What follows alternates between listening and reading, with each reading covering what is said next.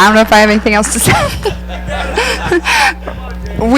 When we first came to Sanctuary, it was just for youth ministry. Paul wasn't doing worship. And I had, at the time, only 3 children, not 6, Rylan, Jalen, and Ethan. And I was raised in a church that was, I didn't think it was conservative. I thought it was really outgoing and charismatic, but I'd never taken kids to worship before. And I had Rylan, Jalen, and Ethan to keep up with during worship for an hour long. And it was insane for me. And I would come, and I felt like, okay, Paul had this youth ministry job, but it wasn't my church yet. And I felt like it was an arranged marriage that I was forced into that I didn't feel very comfortable with.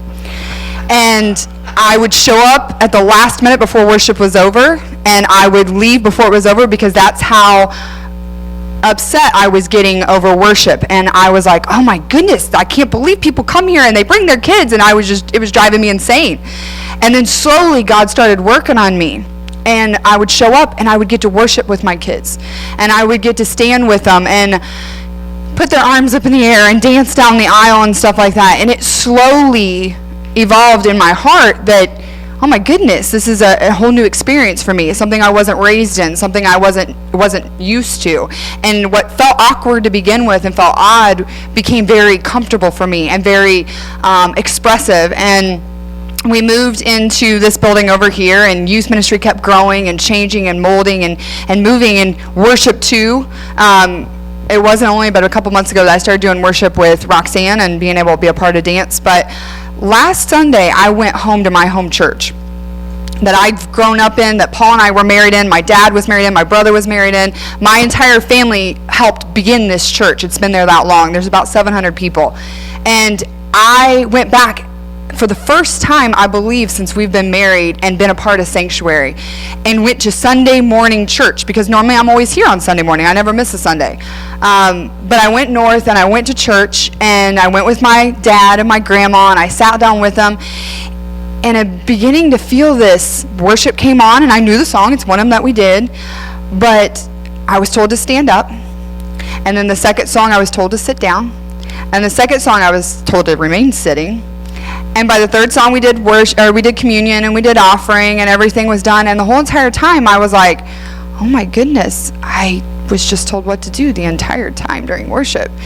And I felt like, not dead, I don't think that's part of it, because you can worship any way you want, but there was this feeling of somebody was like sitting on me, like I wasn't supposed to move. And at a moment, I told my dad when it was all over, and I even texted him, I immediately, as soon as it was over, it was like, I missed worship at my home church. And then I realized for the first time in over 12 years of being gone from my home church, that this is my home church.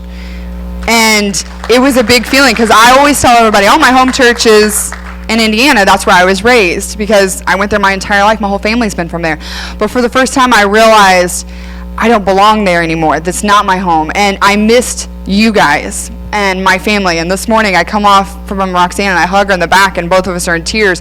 And I said, I missed worshiping with you, because you are my family. And I missed all of you guys, because you're the ones that Charlene, and I don't know where Charlene and Sterling are, but I was home the next day. They're at my house because they missed us and missed my children. And my youth kids are texting me, asking when I'm going to get back. And we're talking about things that they've been doing while we're gone.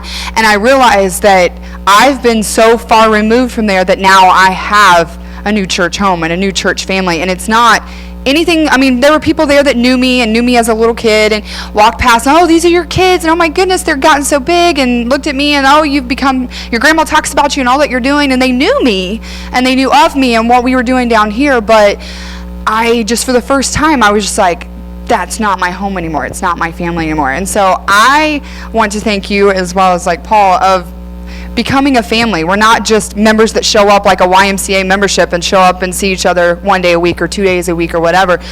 I know that if my car's broken down on the side of the road, that I could call any of you and you'd come help pick me up.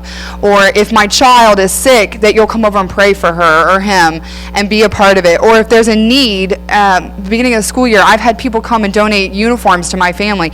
That's what church family is. And that's what I have learned, that Sanctuary has taught me, that I don't think I ever want to go anywhere else. Because even when I went back home, I thought, oh my goodness, I'm going to go back home and there's going to be this home feeling.